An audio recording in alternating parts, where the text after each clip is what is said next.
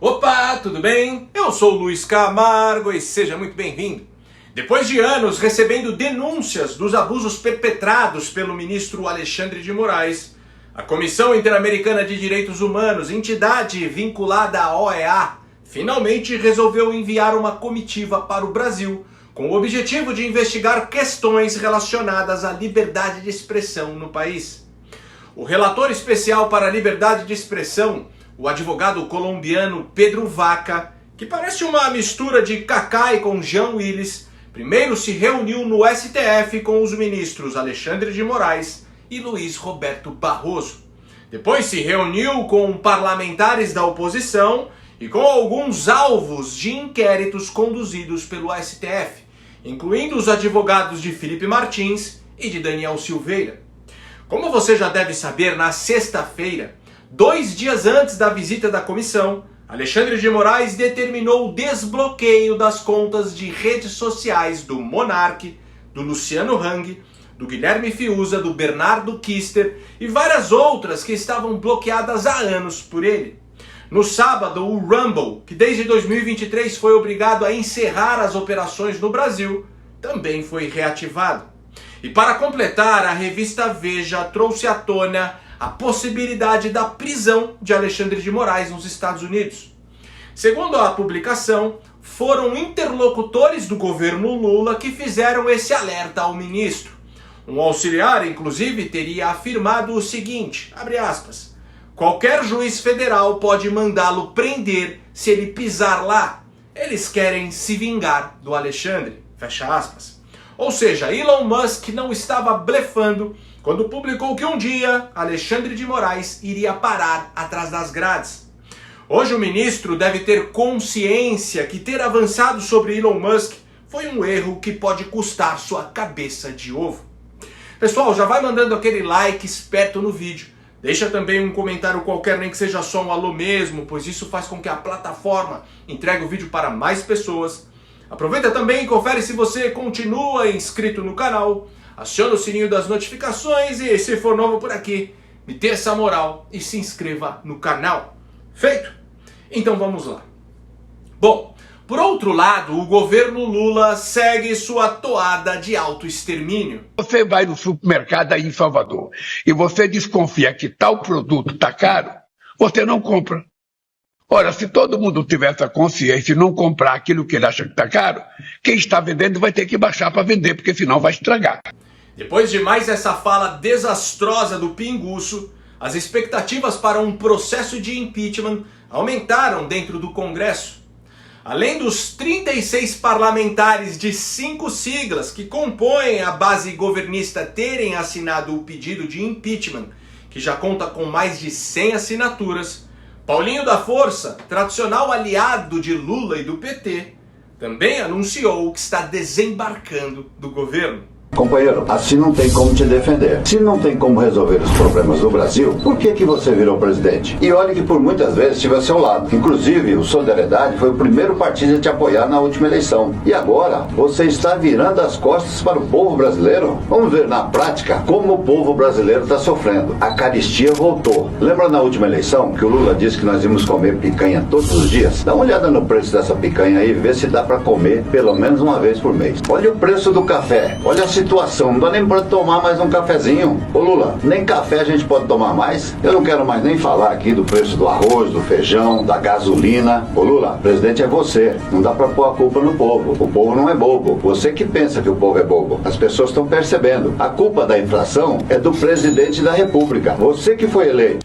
E para completar, o novo presidente da Câmara, Hugo Mota, afirmou taxativamente que o 8 de janeiro não foi um golpe, ressaltando a importância de se discutir a anistia no Congresso.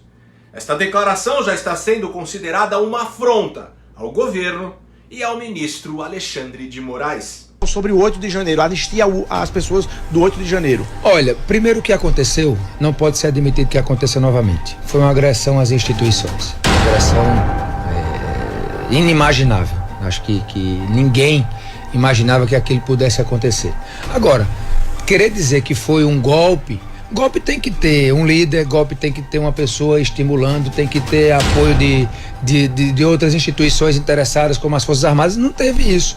Ali foram vândalos, baderneiros, que queriam, com inconformidade com o resultado da eleição, demonstrar a sua revolta, achando que aquilo ali poderia resolver talvez o não prosseguimento do mandato do presidente Lula. E o Brasil foi muito feliz na resposta. O senhor não admite que foi uma tentativa de golpe? As instituições, elas se posicionaram de maneira muito firme. O Congresso estava funcionando na outra semana, o Supremo estava aberto, o Palácio do Planalto da mesma forma. Então, a resposta ela foi dada. Da mesma forma, você não pode, por exemplo, penalizar uma senhora que passou na frente lá do Palácio, não fez nada, não jogou uma pedra, receber 17 anos de pena para regime fechado. Há um certo desequilíbrio nisso. Então, a anistia alcançaria essas pessoas. Então nós temos que punir as pessoas que foram lá, que quebraram, que depredaram. Essas pessoas sim precisam e devem ser punidas para que isso não aconteça novamente. Mas entendo também que não dá para exagerar no sentido das penalidades com quem não cometeu atos de tanta gravidade, melhor dizendo. Alguns dias depois, no programa Roda Viva, o ministro da Defesa do governo Lula também afirmou que o 8 de janeiro não foi um golpe e defendeu a liberdade daqueles que estão presos injustamente. Devia ter uma dosimetria. Tem gente que quebrou uma cadeira, tem gente que armou esse movimento, o golpe, como você diz. Se for tudo comprovado, que este pague. Que este pague. Se foi um golpe, quem organizou que pague. Agora, e aqueles que tomaram seus ônibus, estavam lá tirando foto de celular, tem os que entraram quebrando, tem os que ficaram do lado de fora. Tem todo tipo. Você não pode condenar uma pessoa, dar a mesma pena quem armou, quem financiou, a uma pessoa que foi lá encher o movimento. Foi isso que eu defendi. Agora, mas essas pessoas isso é uma decisão, Raquel, isso é uma decisão que pertence ao Congresso Nacional. Pois é, parece que o homem laranja lá da Casa Branca nos Estados Unidos está fazendo o regime que tomou o nosso país de assalto desabar. No vídeo de hoje vamos entender tudo o que aconteceu nesta visita da Comissão Interamericana de Direitos Humanos e o que podemos esperar daqui para frente. Já adianto que Moraes deve estar dormindo à base de remédio tarja preta. Mas antes queria lembrar que esse nosso meio de comunicação aqui depende de você para continuar existindo. Em 2022, justamente ano das eleições, após Alexandre de Moraes se reunir com representantes das principais plataformas de redes sociais, este canal e muitos outros, como a Jovem Pan e a Revista Oeste, foram sumariamente desmonetizados. Honestamente, eu não sei de fato se as desmonetizações possuem uma ligação direta com essa reunião com Moraes.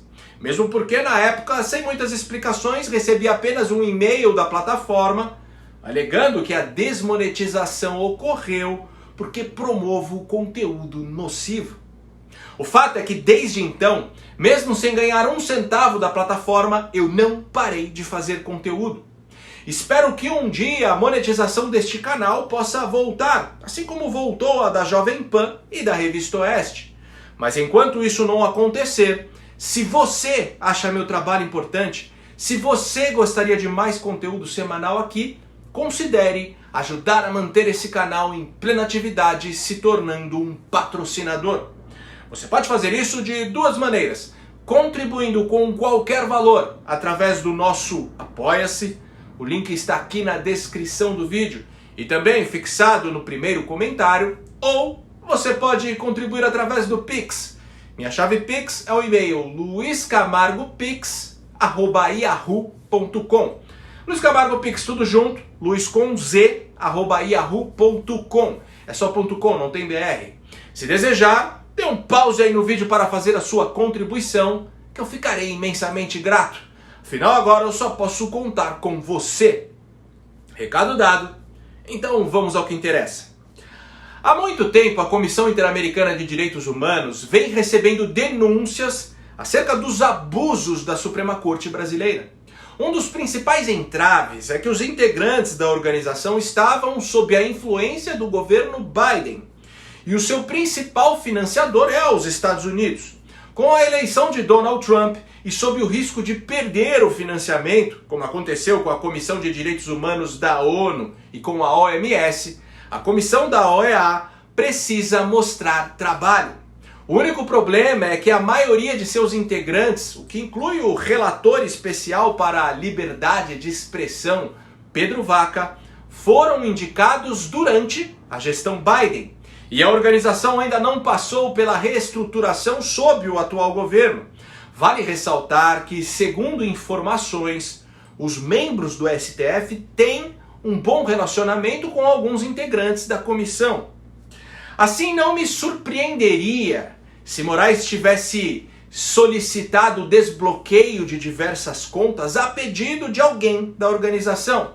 Talvez algo como: Moraes, é melhor você já ir fazendo uma limpa para que a gente possa aliviar sua situação no relatório que seremos obrigados a fazer. Mas veja bem, isso é apenas uma suposição minha. Por outro lado, acredito também que se a Comissão de Direitos Humanos não fizer um relatório realista sobre o que de fato está acontecendo no Brasil, seus membros serão confrontados tanto por Elon Musk como pelo secretário de Estado do governo Trump, Marco Rubio, que é autor do requerimento para a cassação do visto americano dos 11 ministros do STF. Ou seja, como falei anteriormente, a comissão precisa mostrar trabalho, pois agora quem financia a organização é justamente o governo, que tem plena ciência das atrocidades que vêm sendo cometidas pela Suprema Corte brasileira. Bom, na reunião com os ministros, como não deve ser novidade para ninguém, Moraes defendeu suas ações, dizendo que tudo foi para proteger a democracia, que estava sob grave ameaça. Em nota publicada pelo próprio STF, o ministro afirmou que foram bloqueados apenas 120 perfis ao longo dos últimos 5 anos. Entre esses perfis estão investigados no inquérito dos atos antidemocráticos e no inquérito que apura a tentativa de golpe de Estado. Ainda de acordo com a nota do STF, Moraes usou esses números para desfazer o que ele chama de narrativa de um quadro generalizado de remoção de perfis. Só que, como sabemos, não existe uma régua que diga quantos perfis podem ser bloqueados em uma democracia sem que isso seja considerado uma violação aos direitos humanos ou um abuso do judiciário. Que crime Guilherme Fiuza e Luciano Hang cometeram para terem suas contas bloqueadas? Não existe no Código Penal brasileiro o crime de fake news.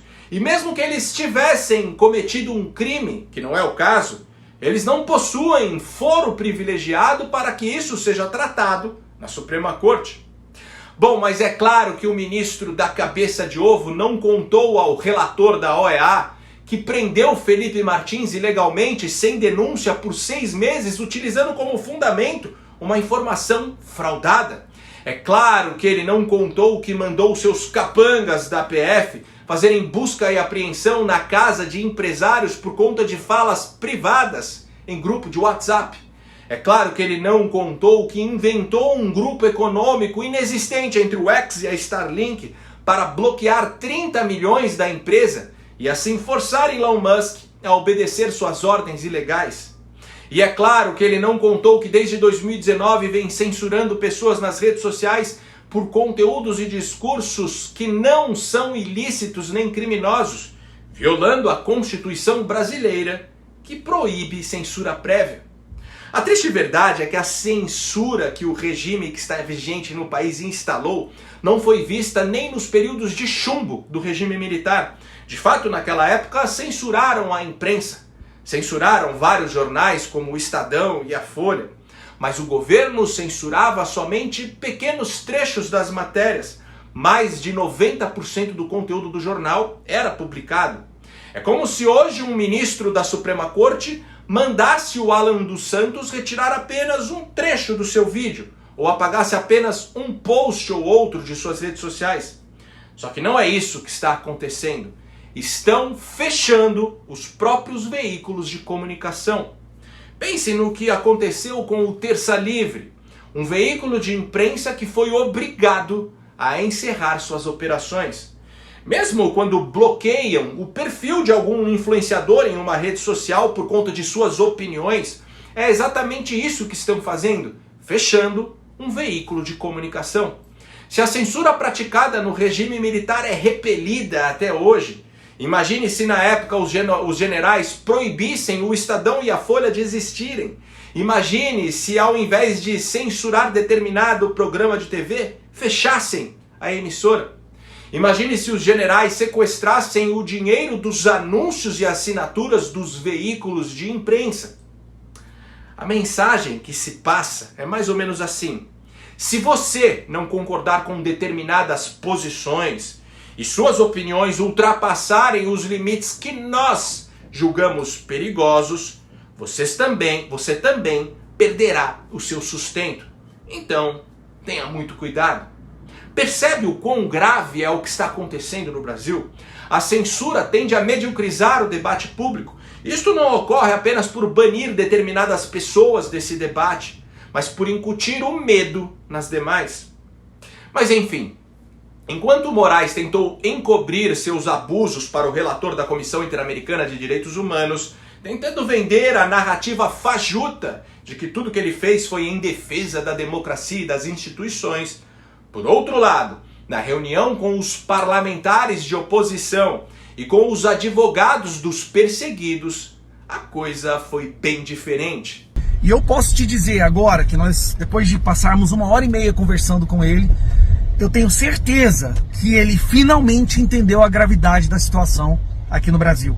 Nós mostramos evidências, provas, vídeos com falas do Barroso falando perdeu o Mané, fala do Barroso dizendo nós derrotamos o bolsonarismo, falas do Barroso dizendo que eleição não se ganha, se toma, falas do Alexandre de Moraes. Então, manchetes da imprensa brasileira, da imprensa tradicional, que corroboram tudo que nós havíamos denunciado nos Estados Unidos, que o Brasil vive sob um regime de ditadura do judiciário, que a censura que reina plenamente em parceria com o governo do Lula. Eu saí de lá com a sensação de que nós vamos ter em breve um relatório que vai chocar o mundo inteiro quando eles entenderem o que está acontecendo aqui no Brasil. Segundo Marcel Van Hatten, que participou da reunião, não haverá como Pedro Vaca voltar a Washington sem estar absolutamente convencido da situação absurda e ilegal que estamos vivendo.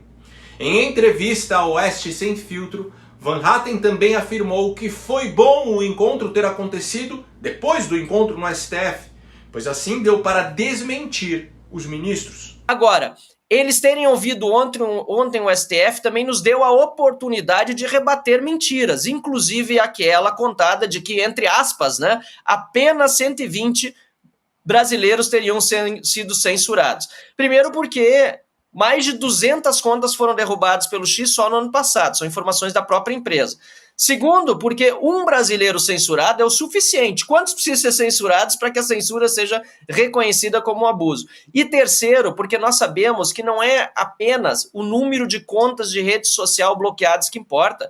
Quantas pessoas que não foram nem denunciadas pelo 8 de janeiro seguem sem direito, por exemplo, a se comunicar pelas redes sociais? São milhares. E quantas mais, e aí são milhões, quantas mais pessoas no Brasil praticam a autocensura, ou seja, não se manifestam, fazem nenhum comentário aqui no YouTube do Oeste Sem Filtro, com medo de eventualmente serem perseguidas. Então a censura, ela é absolutamente hoje, lamentavelmente também uma regra, e o STF ontem mentiu ao relator Pedro Vaca. Já Nicolas Ferreira falou para o relator da OEA sobre o atentado que Bolsonaro sofreu e sobre a atuação mais do que suspeita do ministro Benedito Gonçalves. Primeiro, o senhor esteve com o Barroso e o Alexandre de Moraes, que disseram a respeito da suposta tentativa de assassinato que ele sofreu.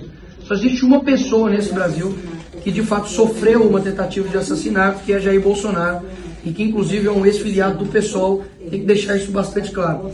Segundo ponto é que eu gostaria que essa reunião tivesse sido anterior a deles, que eu gostaria que você tivesse feito uma pergunta para o ministro Alexandre de Moraes, no seguinte sentido. Ministro Benedito, quando foi anunciado a vitória do presidente Lula no Tribunal Superior Eleitoral, ele vai até o ministro Alexandre de Moraes e diz: missão dada é missão cumprida. Eu gostaria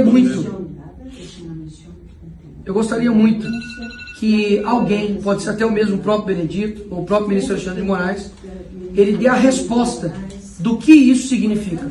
E a partir dessa resposta, vai ficar muito claro que tudo isso aqui, mais do que comprovado, a veracidade vai ser ainda mais atestada. E mais uma vez, faço aqui, para poder finalizar a minha fala, faço coro ao Clezão que morreu, às famílias que estão presas até hoje.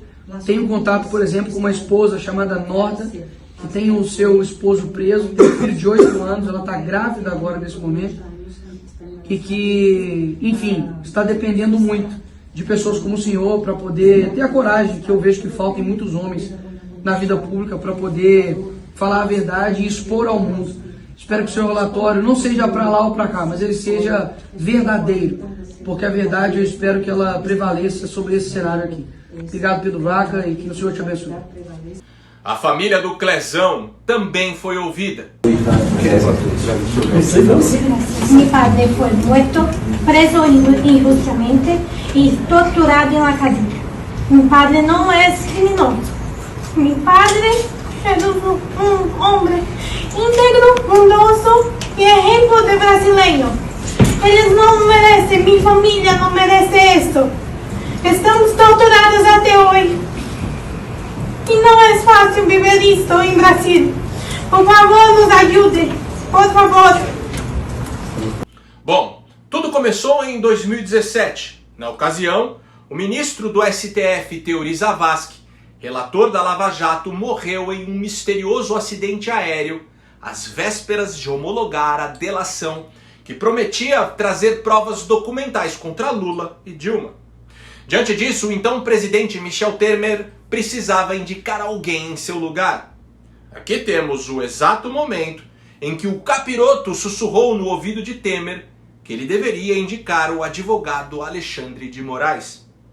Depois, em 2019, um pouco antes da abertura do inquérito do fim do mundo, Alexandre de Moraes, já ministro do STF, participou do que parecia ser um velho ritual indígena em que os antigos donos desta terra pediam permissão aos seus deuses para transferir todo o poder a um novo dono.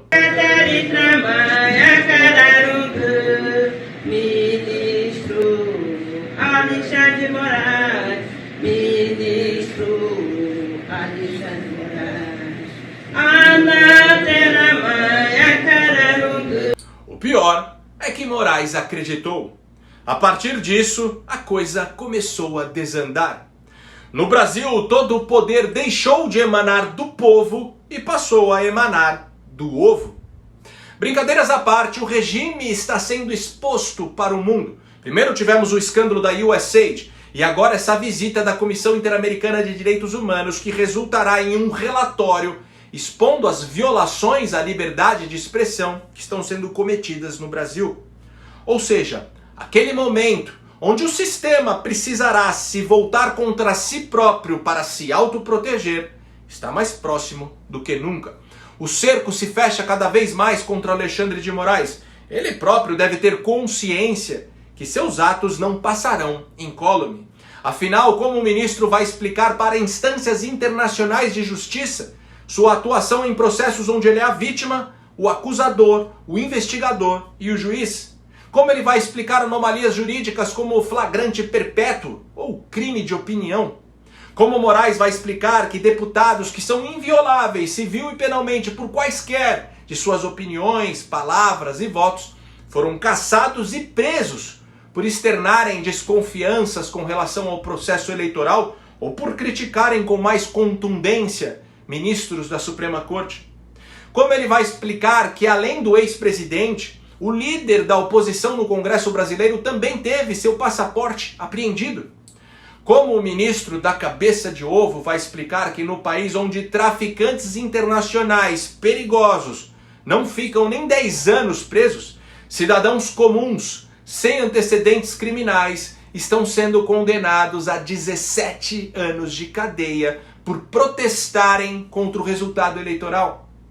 Como Moraes vai explicar a morte de Clezão, cidadão brasileiro que sob sua responsabilidade veio a óbito depois de ter passado 11 meses preso sem ser julgado, e a revelia do Ministério Público, que já tinha pedido sua soltura por conta de seu quadro delicado de saúde. Como Moraes vai explicar para o governo Trump que o regime que ele impôs no Brasil é diferente do regime que Maduro impôs na Venezuela. Está chegando um momento em que Alexandre de Moraes finalmente pagará pelos seus crimes. Tenho certeza de que, para protegerem a si mesmos, os próprios ministros da Suprema Corte não hesitarão em entregar a cabeça de ovo de seu colega em uma bandeja.